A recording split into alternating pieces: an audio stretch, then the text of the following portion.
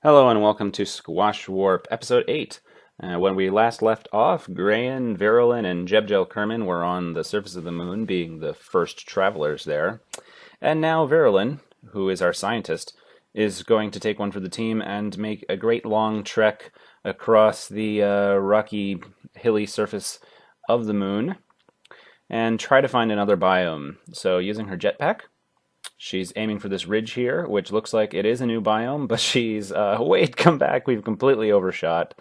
You know, if I had been more careful with my velocity there and not overshot so much, we probably would have had plenty of fuel to just fly back home. But as it is, we've used more than half our fuel. We've more than reached the point of no return. So let's just get landed, and then we'll figure out what we're going to do about this situation. Yay, the Highlands. Oh, she's so funny when she's got her EVA pack on. She's trying to walk. Let's plant a flag. All right, about getting home. After some twirls, we're going to do slow motion ice skating. Now, keep in mind, this is all accelerated by 4 times, in addition to whatever acceleration might happen in the video. So I'm not really sure what this behavior is, but it's awesome. I like the slow motion. It looks even better when you speed it up. And yeah, now she's going to tumble her way down the hill for a little while. But in all seriousness, this took me forever. I've got her at 3 or 4 times acceleration, and every several minutes I stop to take a quick save because I don't want to lose all of the progress of, you know, marching my way across the surface of the moon. Like I said, if I'd just been a bit more careful. You see that I use some of my EVA propellant just to get as much of the trip done as possible on the EVA pack, but we need to say, whoa. Yeah, she went into this system of you take a step and then she would do slow motion slide down the hill until she would turn and roll around. I hope she's having fun. We have to save a little bit of our, ooh, some triple Lutzes here. We have to save a little bit of our EVA tank so that we can get back in the ship because the ladders don't extend. And after like 20 minutes, we notice a little spaceship flying off in the distance, another part of one of the doomed probes. Whoa, they did a little hop. Can I do it again? Time warp? No. All right, Virelyn does a backflip, a front flip, and then just finally just get me back in the capsule. I need my EVA fuel here. So all that's really left, guys can pile back in. We got a surface sample and an EVA report from the Highlands, which is some extra science that we're glad we have. I'm not sure it was worth all that time. Virelyn comes back out so she can take the experiments out of the little pods. And Grayan really loves how Virelyn can just fit in that little service bay there, so she goes and takes a turn taking some science out as well. Why were our lights not on? I left them on before, I don't know. Quit and reloaded while they were on the moon, I guess. You know, went away from the game and came back. And I think Virelyn's had quite enough of the moon. It's time to go. We're going to time accelerate for a few hours so that the sun can come up, and that way we can see where we've been and get a better sense of the altitude of the peaks that are coming up when we start our launch. And up into the air, up into space we go. Grayan confidently at the controls. Look at her face. We see that those peaks were in fact right ahead of us, and that had we been less lucky with our landing procedure, we could definitely have dashed the Kerbals across the landscape along the edge of this crater. And Virelyn hops out in the middle of the ascent burn to do a little bit of EVA reports over the Highlands, but we can come back and get more science later. It turns out, so we've learned that the resolution of that radar scan, the first part that we unlock in the ScanSat series, does not have enough detail to tell us about peaks. The average altitude seems like it was very accurate, but there's a couple of spots where it was a lot higher than we had information in that radar scan, which we could have assumed. I'm sure it says in the documentation. I'm pretty sure I'd read that before, but it was fun to learn that, since it wasn't since we didn't have to learn it the hard way. So we're going to spend an orbit or so around the moon because we want to get EVA reports from all the biomes. I've got Science Here and Now up, alerting me every time we cross into a new area, which is helpful, but also makes the process a tad tedious as we kind of get pulled out of time warp because we're in the Midlands again. I don't like the Midlands. Oh, beautiful Kerman rise around the moon. Maybe they're finally snapping pictures of that and sending them home to inspire generations of Kerbals. And of course, in generations, we'll probably have a warp drive and be able to go off to other solar systems that don't currently exist because they don't have the, the Kerman galaxies and other extrasolar Kerbal solar systems. This kind of orbiting EVA science is probably best done from a polar orbit because you can get the last couple biomes, poles, and polar lowlands. I think that I might be thinking of Minmus. There you see me trying to use time warp to stop my rotation, but of course I have persistent rotation installed, so it just flips out like crazy.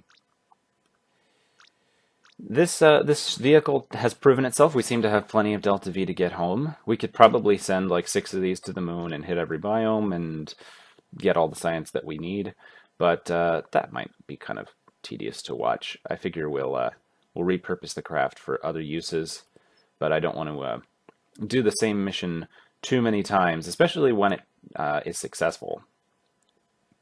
So we're setting up our return burn here, adding a little alarm. I really love that Kerbal alarm clock mod. And we just need to make our way. I finally turned Science Here and Now off because we need to just time accelerate around, make our way to our burn site. So giving myself extra large margins for our Delta V budget seems to have paid off. Oddly, I thought I had done some extra margins for the Ascent stage as well and the Transfer stage, but it turns out I'd underestimated how much our Ascent profile could eat into our Delta V budget.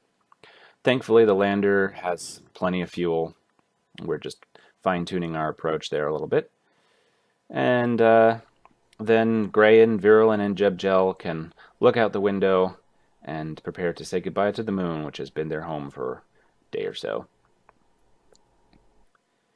And so we're going to skip ahead because I actually decided to make one more fairly aggressive maneuver here since we've got the fuel to do it. We're going to burn retrograde and radially here in just a few minutes. And this is hopefully going to allow us to return closer to the Kerbal Space Center. I haven't tried this before, really, but you just time accelerate to when your periapse is right over the Space Center, and then adjusts your orbit so that your time to periapse is a multiple of 6 hours. And I think I was successful in getting our periapse over the Space Center, but of course that is not quite the key. We get to wave hello as we shoot overhead in a fiery ball, and then we end up landing 100 kilometers east of the Space Center. It's all right. I assume that we're easy to get to from there. Parachute opens, bringing us safely down, and then the team can hop on out, enjoy floating in the water instead of floating in the vacuum, and splash down for their first successful moon mission. So after a little bit of time warping until the Space Center is directly under the orbit of our little slider probe, we now have the Galahad Mark II-B as opposed to the Mark Not II-B. Bad joke. You notice those nice new wings there? That's from the B9 procedural wings that we unlocked with our science from the moon. And here we have Elstead, Dunbury, Wiltrid, Carey, Stachel, and Maffei Kerman going up in an attempt to rendezvous with the space probe that we had sent to the moon's poles. So this vehicle has the same design. The boosters are larger. Those solid rocket boosters are regular scale. I had scaled them down previously. And once again, we've switched onto our external tanks. We're waiting for them to burn out. This vehicle has strange ascent characteristics. I have to fight it to get it to do its gravity turn and to curve over. And then once we actually have made that turn, I I have to fight to keep the nose pointing up. So I think perhaps that this particular launch vehicle just wants to do a steeper ascent, and the gravity turn happens later. It is unusual that I'm using my first stage rockets all the way through the flight, which is somewhat the kind of problem you end up with when you're trying to do a space shuttle type design with the main engines firing throughout the ascent. These are KW rocket engines, and they're really meant to be atmospheric launch engines. They are not upper stage like the previous space plane had been. Ditching those external fuel tanks and watching as the rather pretty space plane with its nice blue wings ascends into the sky on the power of a first stage rocket engines. I have the KW config file that give you a graduated response on the engines, which means that when you turn them on or off, there's about a second and a half or so of, I haven't figured out exactly how much, of delay while it sort of throttles itself, which makes doing precise maneuvers a lot more challenging. And since we all know how OCD I get about getting my maneuvers exactly right, it's going to be a lot of overburning or underburning and then adjusting with the RCS. Yep, we didn't quite get all the way there. We're going to perhaps use an unrealistically tiny amount of thrust from those main engines just to finish up orbital circularization. So now I got to kind of puzzle this out. There's a lot of messing around with these maneuvers, just trying to get a sense of what would be the best way to go. I tried to launch into the same inclination as the probe. I'm off by a few degrees. Oh, but I almost forgot. We actually have a payload on this. 2 more probes. The Cooter 1 and 2. Cooters are apparently a kind of turtle. We're really in turtle world with these little probes, but we'll be moving on from that. I'm going to skip down the list until I get a reptile that isn't a turtle. But it seems appropriate. Like the sliders, these little probes are going to go out to the moons of Kerbin, except rather than landing, they're going to do some mapping missions. With the science that we brought back from the moon recently, we have unlocked the multispectral sensor from ScanSat. So with this, we can get a biome map of the moon and Minmus, so we can decide where we're going to send future missions, and because it's fun. It's also going to tell us about the Easter eggs on the surface, so fair warning, the Easter egg locations are going to be mapped out on this screen, and I might actually get a chance to visit them in this playthrough, which I rarely get a chance to do. So we set up the burn for Cooter 1 to go out to the moon, and I'm actually not trying to go to the moon right now, even though I'm focused on it. I'm actually trying to get out to Minmus with this one. Once again, we're in completely the wrong inclination for Minmus, but that's because we were trying to match inclinations with our orbiting probe. But these little probes, again, excess of delta V, so we're not worried about it. We're just going to get going in roughly the right direction, and we will correct later. Now, just like last time I launched something out of this space plane, I put them out of the cargo bay in a prograde direction, and that means that we're going to be pointing right at them when we do our burn once again. So, tempting fate again. I'm having some trouble controlling these little probes. I put a reaction wheel because I thought that they might be unbalanced, but they're so sensitive I can't get them pointed at the maneuver marker. And once again, flying past at very dangerous speeds. When will I learn? But Cooter 1 is on its way to the moon. We need to get ourselves actually, there we go, polar orbit. We can scan that way. Get our little solar sail up there. There's only one solar panel because on the opposite side we needed to put a very small radiator. A very helpful window from KSP Interstellar Extended tells us that we are going to overheat if we don't have a radiator on that little probe. So I decide to push my space plane a little bit away just with the RCS so that our next probe does not slam into us at 20 meters a second. And activating the engine beforehand this time because the staging broke the last time. We're doing our escape burnout our transfer burnout to Minmus. Roughly, thereabouts. We'll just set a timer for the next maneuver when we're going to be far away, and we'll get that precise another time. But let's switch back to our space plane and see if we can make this rendezvous happen. It's occurring to me that this is our first rendezvous of the series, and perhaps it's a bit strange to the Kerbals that they're attempting to do their first orbital rendezvous with a pretty large space plane without a ton of RCS fuel, and they're trying to intercept a empty space probe that has now no capacity to maneuver, and the whole thing is a bit silly. But we've already said that this is not the most efficient way to get science from the moon. This is just a fun thing to do with our space plane. So as you can see, I'm messing around with maneuver nodes, trying to figure out what the best way to deal with this is going to be. I know that I need to go out to a higher altitude, and it will be more efficient to do an inclination change there, but once we burn to a higher altitude, we won't be able to do phasing orbits. So after using the reaction control thrusters to make some slight adjustments, I ultimately decide that we're just going to do our inclination change before we transfer to a higher orbit, because I can't really see what our rendezvous are going to be until we're in the right inclination, and I can't really phase until I can see what our rendezvous are going to be. But primarily the goal is to just stay in this lower orbit for however many cycles it takes. Better rename this ship now, until the spacecraft is going to be close enough that we can change our orbit out to intercept it and have the timing be correct. I just launched into a close inclination. I didn't really wait for where the spacecraft was going to be. Burning those main engines because they have the thrust that we need.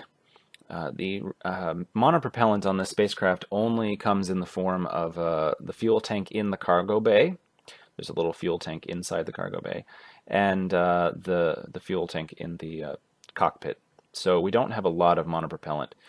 And I'm thinking that on future iterations of this, if we have them, we might actually want to bring more monopropellant and less liquid fuel, because normally I don't think we'll want to do burnout to such a high altitude, but we may want to do more orbital rendezvous with this. And once we're trying to dock things together, you can't be running out of RCS, because that, you can get a really close rendezvous from main engines, especially when they don't have a delayed response. But if you're out of RCS and you're trying to dock, it can be very difficult.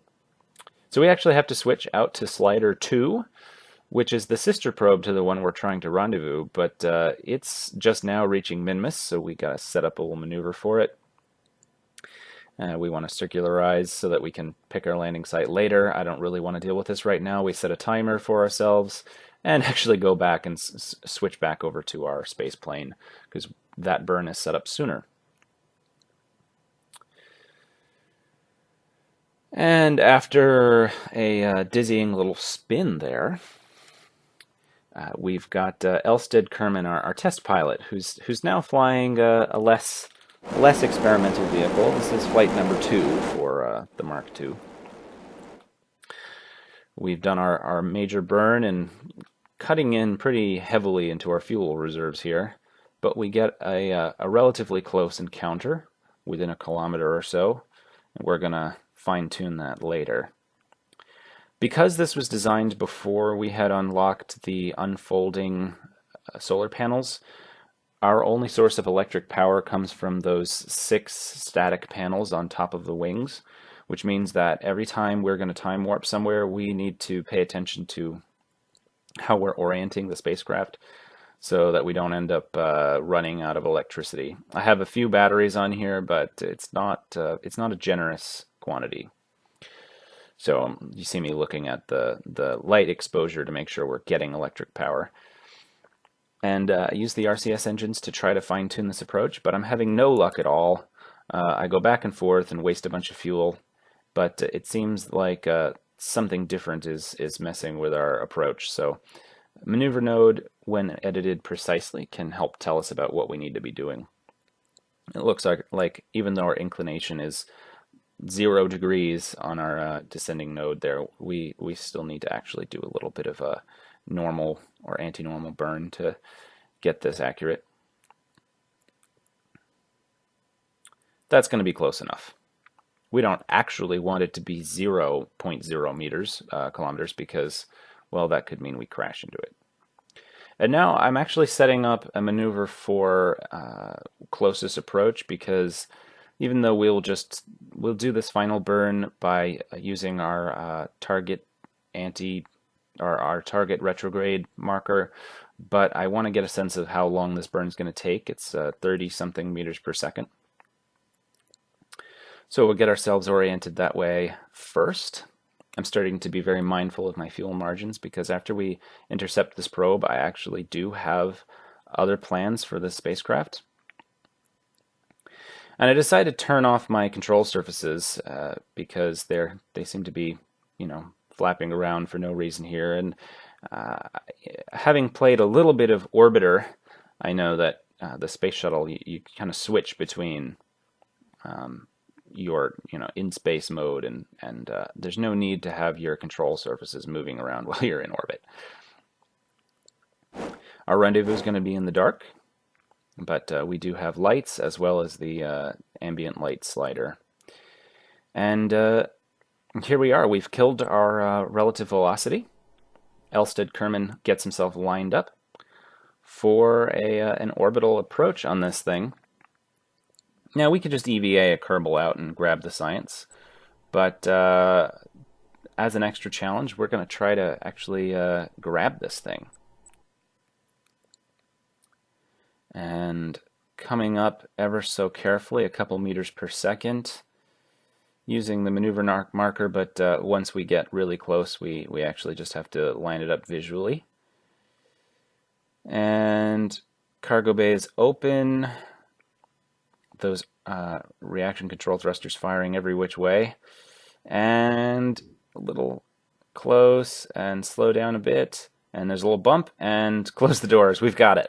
Now, if we try to take it home, we'll probably smash something. So let's just turn. You saw that our electricity actually was about to run out there. We got a warning from Tech Life Support. So that's not a good sign that the having the lights on drains the batteries that quickly.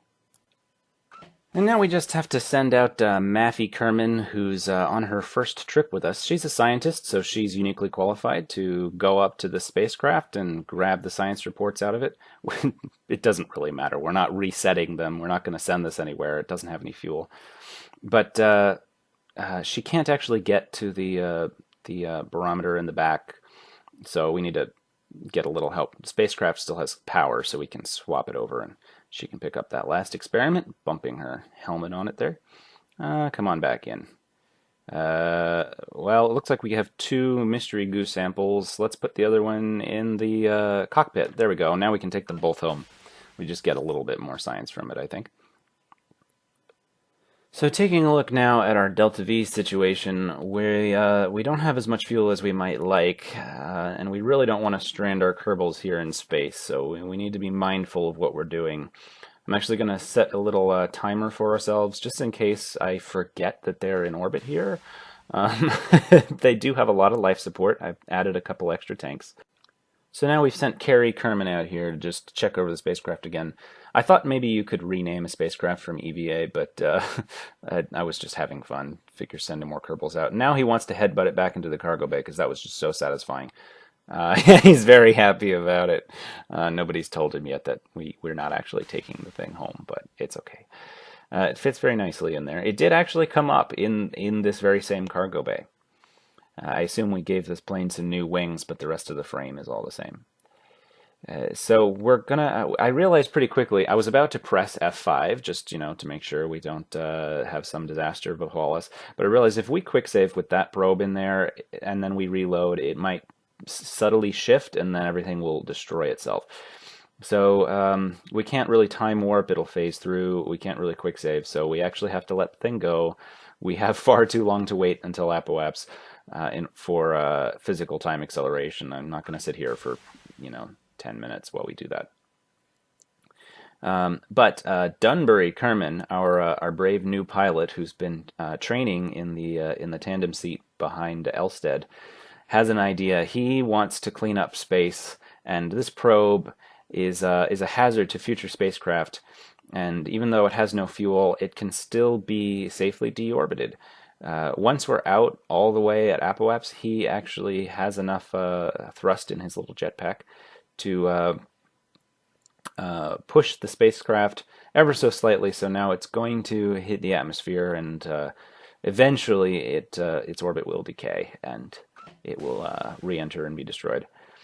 And which prompts me to make sure we don't have any science left on this, right? We can safely leave this thing behind.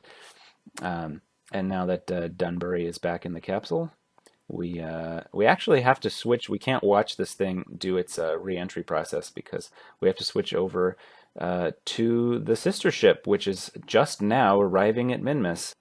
No doubt we will be learning all kinds of fascinating things about this dessert-colored moon in a future episode. Thanks for watching.